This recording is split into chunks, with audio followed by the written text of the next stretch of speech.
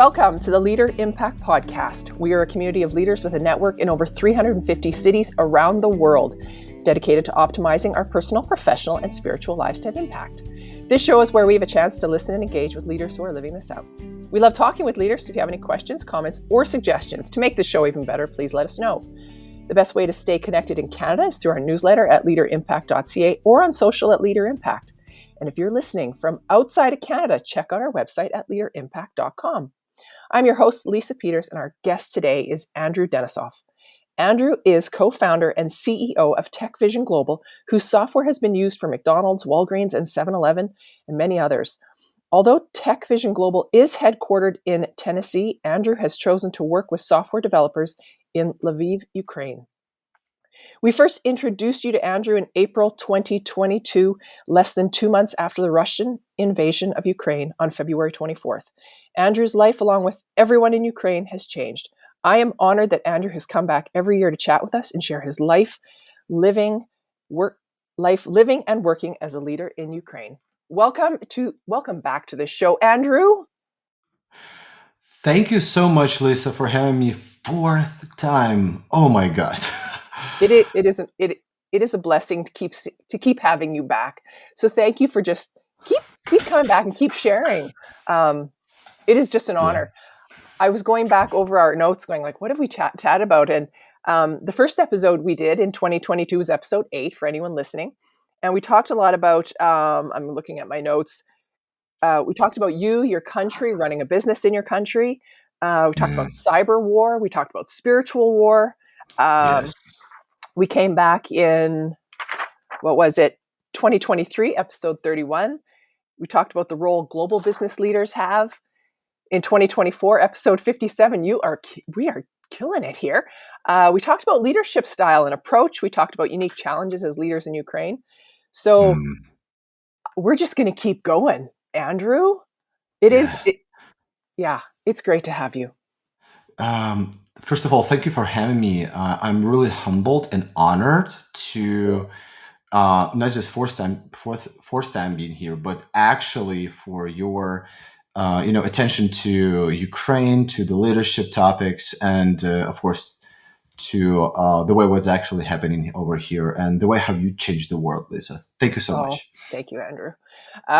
So I always want our first question to just be about that update.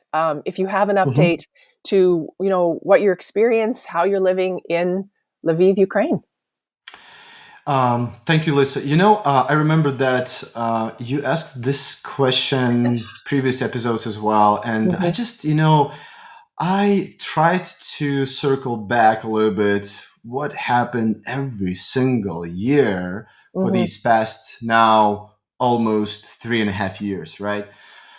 Oh, different updates, but I would be more than honored to share with the listeners of your podcast, a fantastic podcast today as well, since this is the 4th year of full-scale invasion of this war, and this is something that we didn't choose that, but we have to live with this, and we have to, just keep living and enjoying the next day, but we have the reality. So. Living in Lviv today is a paradox. Why? Because Lviv, located in the western part of Ukraine, which is just 1 hour drive from the border with Poland, which is European Union, 34 miles, 40 miles, something like that. So very close. So on one hand, we live under the constant shadow of war. Like sirens, missile threats, and the knowledge that safety is never guaranteed, never. So you can follow that on the news, right? So on another, there's an incredible sense of unity, resilience, and purpose among the people here in Ukraine. And as entrepreneur, it pushes me to think bigger and act bolder. So, for example, talking about the business, we built TechVision not in spite of the war, but because of it. And we started a little bit before the war, but it's just like our reality in the middle of the war. So because of it, to show that Ukrainians can build world-class software solutions, serve, major global clients, and raise the standard of excellence. I love that word. Even under the pressure, under pressure. So, like personally, it has like deepened my sense of mission and urgency. And I always say to me, first of all, that our life is too short and our mission is too important. That's good. I love that. I also want to acknowledge, was it 2 years ago you had a new baby? So tell us a little bit about your wife, your family. You are a family of three now. Well, four with your wife. Yeah, Lisa, you know that. How do you remember? Oh, How do you track all of that? I I mean, follow look, you. you're fantastic. I love you so much, guys. So yeah, June 1st we'll celebrate 2 years of our newborn baby. His name is David. Fantastic, David. He's like a sun. Light to our lives right now. Yeah. And how are the children? I know from 2022, I believe the children were pulled out of school. Maybe it was temporary, but are they back in school? Are they living a good life? Are they, because you talked about just that safety is never guaranteed. So how do you raise children when safety is never guaranteed? It's still on the table. But of course, you cannot live in a fear your like forever, right? So Yeah. your whole life. So you have to adapt it. And yeah, we adapted, and now we live in the same reality. Of course, technology help us to predict and follow the news, and we have like to win some time to go to the bomb shelter. But yeah, this is our reality. So, for example, when we understand that, for example, a little bit chilly outside, we have to give our kids extra coat or something like that, because we know that if or when the air raid surge comes, they have to, stay warm in some kind of. We don't have bomb shelters. This is like underground parking, which is cold, right? So this is Right. just a small glance of reality what we have. But thank God and thank our government, the education process is going. Kids getting their education. So um, all good, Okay. as we can call that good in the middle of this time. Right. And I appreciate that update. I think people wonder what life is like, the simple things, and Mm, education is very important. So to hear that, the government is continuing, we are all good, as you're saying. I'm going to take that for what you're saying, and yes, we are moving forward. You are in a unique situation, and we are, as you said, we are bigger and we're acting bolder. So, that's um, right. want to talk a little bit about your journey, and I'm not sure if you want, how you got to where you are today, but really what we're looking for is, we talk a lot about pivotal turning points, and Mm. either since you started global, how you tech vision getting there, or even the last few years, have you had any of those pivotal turning points that you can share with us? Yeah, I think there are. I can share a few of them. I think I had a bunch of them, especially for the past 3 years. So yeah, I would say that the first leap that years ago I left a comfort of a stable job in the UK based technology company with the office here in Lviv, and I co-founded TechVision because I just had some kind of fire inside that just Mhm. couldn't. Just kept me awake in the middle of the night. So, of course, it was risky. Entrepreneurs will understand me, right? But I believed that building something of our own, grounded in values like ownership, excellence, and purpose, so would have far more impact. I always love that word, but it's a good word, but in reality is very different, right? So that leap taught me that vision must be baked by courage. So courage everywhere, on the battlefield and in the marketplace, right? So that was kind of first leap. I think I would love to share that with you. And another one which is tuned a little bit for this, present times, right? Like wartime pivot, I would say. So when the full scale war began, we had clients, employees, and projects depending on us. I mean, because this is the company, right? And we didn't pause it. We recognized, increased our communication, and found new ways to to deliver value. Actually, we believe in that. So, in the hottest season, we became stronger, more aligned, more creative, and of course, more mission and values driven. That season taught me that constraint fuels creativity and resilience. And yeah, I can talk a lot about that, but this is just like very brief what I can share with you right now. I'm sure listeners who are experiencing and to know, not the same degree, Andrew, don't, we are not in a war. But the setbacks, and to have that resilience that the clients are depending on you. If you need to step back and just realign and go back to, as you said, to the mission, the purpose, why are you here? I want, like, if you can do it, Andrew, I can do it. That's what I'm feeling right now. I would love to. Yes. That If I may powerful. add just one more thing, like Steve Jobs said, right? And I want to emphasize one of the clients that's according to the NDAs we can share, and I'm proudly to share that.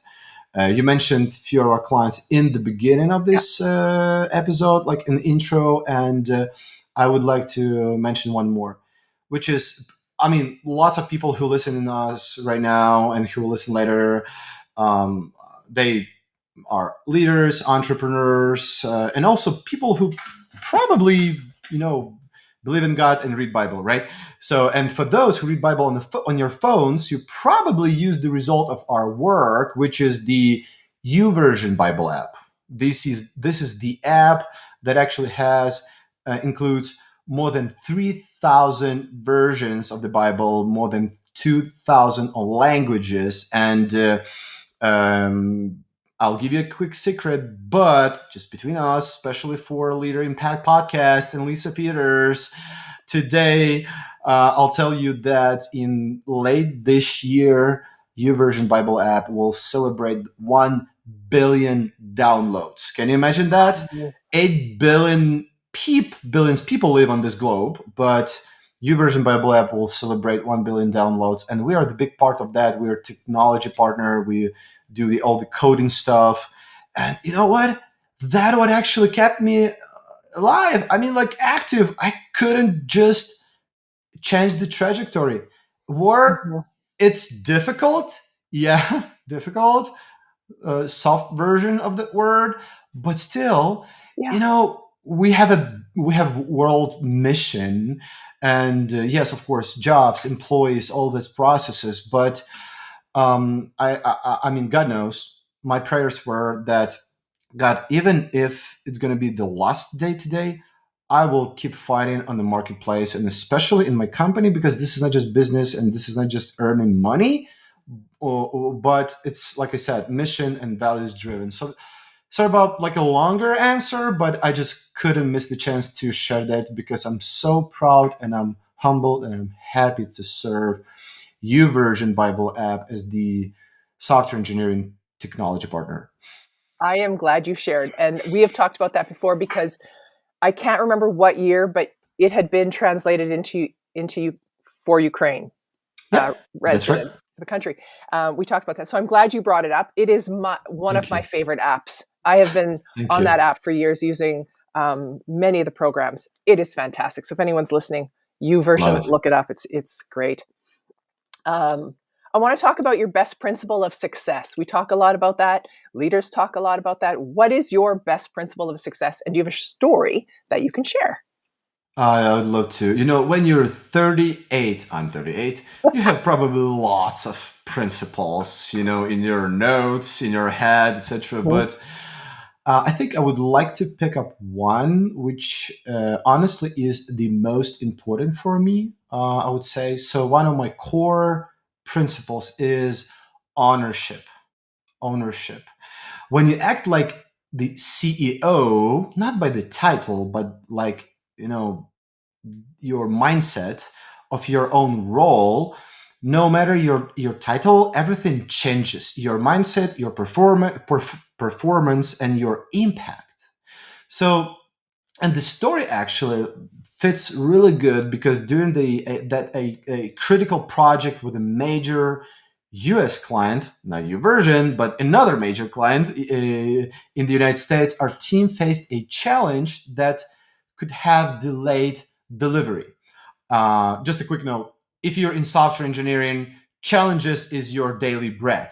I mean, you would like to avoid that, but you cannot, simply just cannot, because this is software engineering. Everything is difficult.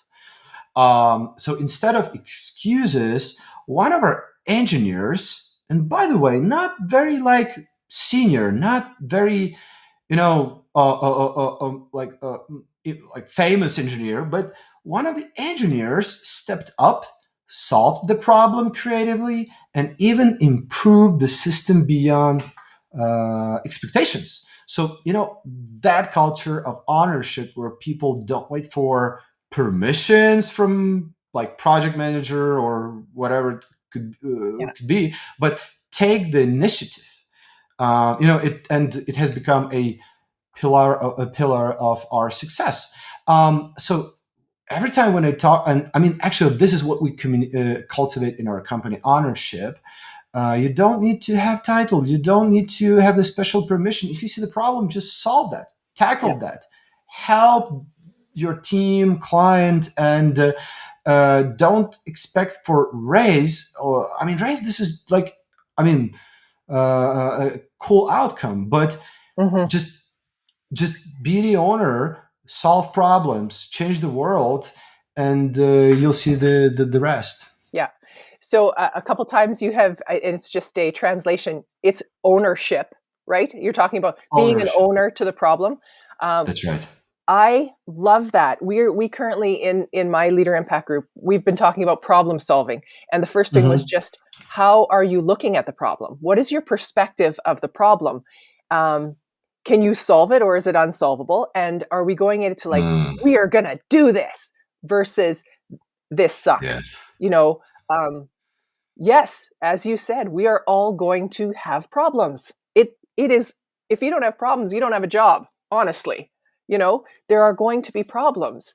So for That's right. someone to step up, take ownership and give ideas.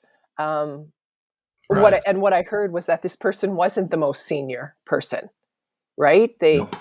they were just an idea and everyone listened, tested, That's right. move forward. That's right. Yeah. Yep. That's right. It's a one thing about being a leader is listening, Hmm. and Hmm. to take ownership. I love that. Thank you for sharing that. That was a And thank you for emphasizing. Sorry about my fancy English, guys. I apologize.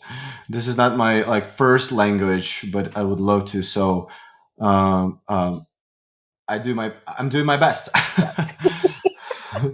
No, your language is way better than mine in your country, so we're good. Um, One of the other things we talk a lot about on our podcast is just failures and mistakes. And we Mm. all know we learn more from those failures, those failings, those mistakes than our own successes. So I'm wondering if you can share one, a mistake you've Mm. made, a failure, and what you learned from it. Ooh, I love this question. This is exactly that. Believe me or not, Lisa, but we face with this word or this mistake, I would say, or this success at the same time every single day, 5 6 days a week, sometimes. So early on, I underestimated the importance of communication. Hmm. um, I mean, obvious thing, right? For extroverts, for people with communicative skills is nothing new.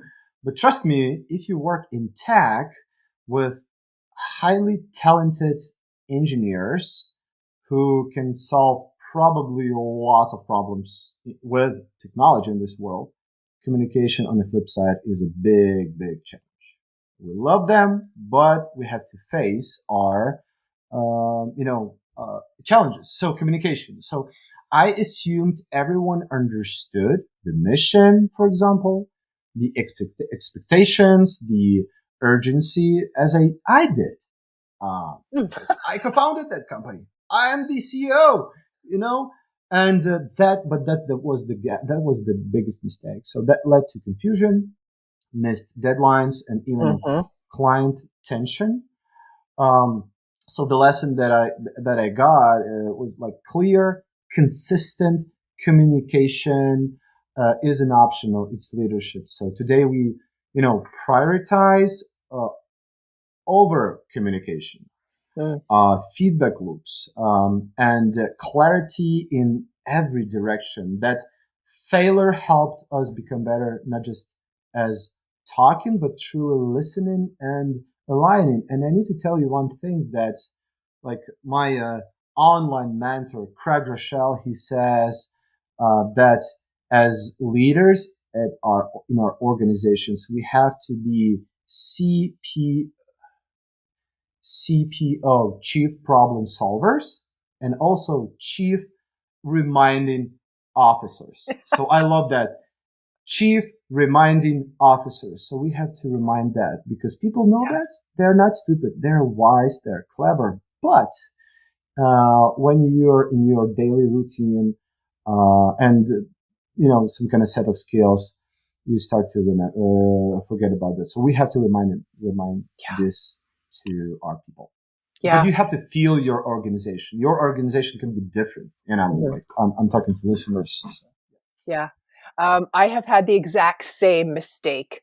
And I think as a CEO of a company, and they did not get my urgency. It's like, this needs, and before I got angry, I went back and I read the email, and I didn't say I need it done by 3:00 on Tuesday, this date. Like I read, yes, I can see how you didn't see my urgency. I didn't give you a date. And the other thing I learned was asking the person, does this work for you? Like, I need this by 3 today. Can you get it done? How can I help you? Yes. Yes. I have lived such that. a good example. I love it as well. Yeah. I mean, like, this is so often, my God, communication. Yeah. And I'm just going to say, I would love to meet Craig Rochelle. So if you can hook this up, Andrew, I'm flying wherever I need it. He has some programs on YouVersion, and I have listened to them all, like Bible studies. Oh, he is fantastic. So thanks for bringing it up. Yeah. So I love God your works through him so much. Yeah. I'll tell him. Thank you. Chief Reminding Officer. I love that. Chief Reminding Officer. Yes. Yeah. So I want to circle back to just leadership in Ukraine. And we've talked a little bit about principles of successes, fears and failures. And I just, for you, what makes a great leader in Ukraine? You've seen the leadership that you are being led by your country. You are seeing it in the people you work with, work for, your clients, but everyone. What makes a great leader in Ukraine? And do you think this is unique to Ukraine? Of course, Ukrainians are very unique. I'm just kidding, but partially not. So, Lisa, great, also good question, because, leadership in Ukraine demands now resilience, adaptability, and a deep care of people. We lead in crisis. With limited actually resources, and often without ideal conditions. What makes a great Ukrainian leader is not charisma, but I would say consistency, trust, and courage under pressure. And is it unique to Ukraine? In some way, maybe, yes. But leading in war zone is different. But the principles are universal. So people want leaders who show up, stay calm, and serve. What we learn in crisis can actually inspire leaders, I think, anywhere. Yeah. A great answer, and acknowledging these are not uncommon. However, when I listen to you, I feel it very different. To remain calm in my city, my province, my country is a little different. I'm just going to say than remaining calm in a country in a war. So, unfortunately, yes. Yeah. I mean, yeah. And trust and consistency. I loved. I wrote this down. I'm just listening to you and in awe of you, Andrew. Thank you. So yeah, thank you for sharing. Now, we've been together for many years, and I don't know if I've ever asked you this question. At LeaderImpact, we want to grow personally, professionally, and spiritually. We ask all our people this. As you continue to lead through your life, how does the spiritual make a practical difference in your life as a leader? Quick story, if you don't mind. Yeah. Okay. No, I don't. And after that, just a little bit of reflection on your question. So, I just recently realized that imagine that especially last past years, we have a problem with smartphones when people spend lots of kids, adults spend a lot of time in smartphones, and we have some kind of even apps that restrict some content, time screen, etc. And I agree, actually. It's addiction in some way. Yeah. But just recently, I was hooked up, especially because of my wife. So every time when she wakes up, she takes her phone. And I said, baby, you're probably scrolling Instagram, just to relax, etc. And she says, no. The first app that I open is YouVersion Bible app. And I was like, boom, so please, if this is inevitable, I'm if you're listening, I'm holding my phone right now. So it's inevitable.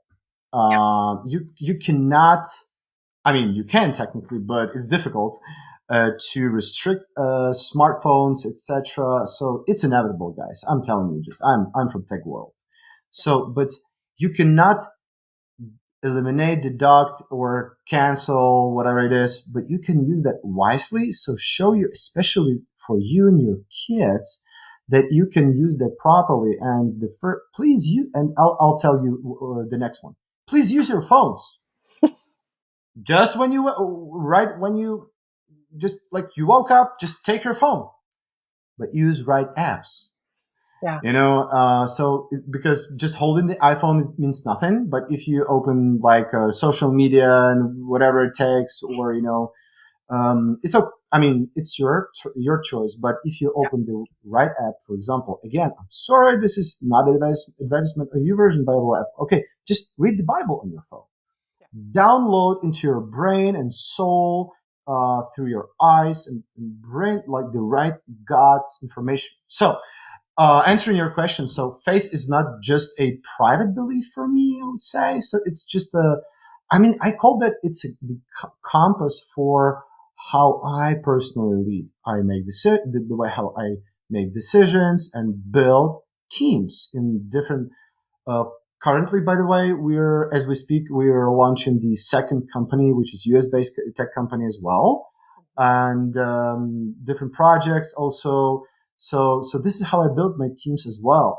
And in moments of fear or uncertainty, it grounds me. The faith grounds me. Mm-hmm. So when making difficult really difficult decisions, it reminds me to, prioritize that people first, values first, and purpose over pride. Also, I want to quote a very new friend of mine. His name is Chuck Bentley. Chuck Bentley, he's the founder of the Crown Ministry and the Christian Economic Forum. I highly recommend to invite him to your podcast as well. I can make the personal intro, but this is the perfect quote he said, and I just cannot miss that. He said that mission draws people, values draw right people. So I think this is faith is the source of right values. For example, during the early days of the war, I had to decide whether to keep the company going or pause everything to focus on safety, simply safety. So through prayers and reflection, I felt convinced that our team needed the company. And it gave them stability, it gave them hope and purpose. Guys, and I'm talking to you as a marketplace leader, a business leader. Yes, for those who run companies, businesses, please keep doing that despite anything. So, and that decision for me wasn't just strategic, it was spiritual. And it made all the difference, my friends. So, yeah. Andrew, when you decided to start this second company, and you talk a little bit about sharing the mission and the values, when you launch it to your staff, how did, I mean, okay, then we'll go right back to communicating how passionate this is for you. How do you communicate your passion? Did they buy into your why right away? Were they like, yes, we're in, Andrew, if you believe, we believe? How was that process? How was that process? Yes. Good question. I think that, yes. So people look at their leaders, right? And they kind of eat what they eat, but they not always buy what they give or what they sell, right? Yeah. The passion to start the new company, launch the new company, was my passion, my partner's passion. So we had to communicate that properly with our teams, and I think that we have to know our teams. Some people understand the language of emotions. Some people understand the language of logic. So we have to know our people and communicate to them properly, to their hearts and brains, not just to hearts only or to brains only. Again, we're in the business. And this is important to not convince, not to sell them, but to explain them, to share with them your heart and in sincere meaning your why. Yeah. And last thing, to be ready that not all your people will gonna buy. Yeah. We have to be ready for that because it's like, sales funnel, right? I mean, no, not all people or not all the potential buyers or leads or prospects will going to buy your good and services. It's just normal world. So this is the way how we communicate, and this is the way how we think. As for today, next year, maybe I'm going to share something new with you, Lisa. Well, then I can't wait for, I love that you come back every year, and that was a great way to end. It's like, I don't know what's going to happen next year. But I do want to comment about not all people buy in. That is a great point to make. And that, you, Andrew, sell with love and passion and heart, and not everyone's going to want to be on the bus, we call it. You got to get the right people on your bus. And some people, they choose to move off, Yes. It's a great comment. It's hard work, but this is what we have to do as leaders. Yeah. And that's okay too. There are opportunities out there for everyone, and find the right one for you. So that's right. Andrew, it is awesome to always have you back. I can't wait for 2026 when we come back again, and it's going to be great. Or maybe we're going to meet one day in person. That is going to just thrill me to actually hang out with you one day. Thank you. Looking forward. Awesome. Any other comments before I end this podcast? You're talking to the world. First of all, thank you for Lisa. Thank you for doing this podcast. To the listeners, thank you for listening to these fantastic content. And I just realized that I want to, and I repeat that to everyone, that please never get tired of changing this world. Oh, Andrew, you know how to end a podcast. Thank you for joining us. We just so appreciate Thank you so much. All right. Thank you so much. Well, this ends our podcast, and we hope you've enjoyed our time together. If our listeners want to engage with you, Andrew, if they want to find you, they want to find out more about Global Tech Vision, anything, how can they find you? The best, LinkedIn, of course. Okay. LinkedIn, I think this is the best. I'm there. I live there. I talk personally, not marketing team. So I apologize for possible delays, but please feel free to reach out to me there as well. Yeah. And of course, our corporate website, techvision.global. This is how we change the world as well. Good. All right. I know you do a great job on LinkedIn, and it is personal and it is fantastic. So people can follow you there. Thanks again, Andrew, for joining us. Thank you, Lisa. If you're part of Leader Impact, you can always discuss or share this podcast with your group. And if you're not yet part of Leader Impact and would like to find out more and grow your leadership, find our podcast page on our website at leaderimpact.ca and check out our free leadership assessment. You can also check out groups available in Canada at leaderimpact.ca, or if you're listening from anywhere else in the world, check out leaderimpact.com or get in touch with us by email info@leaderimpact.ca and we will connect you. And if you like this podcast, please leave us a comment, give us a rating or a review. This will help other global leaders find our podcast. Thank you for engaging with us. And remember, impact starts with you.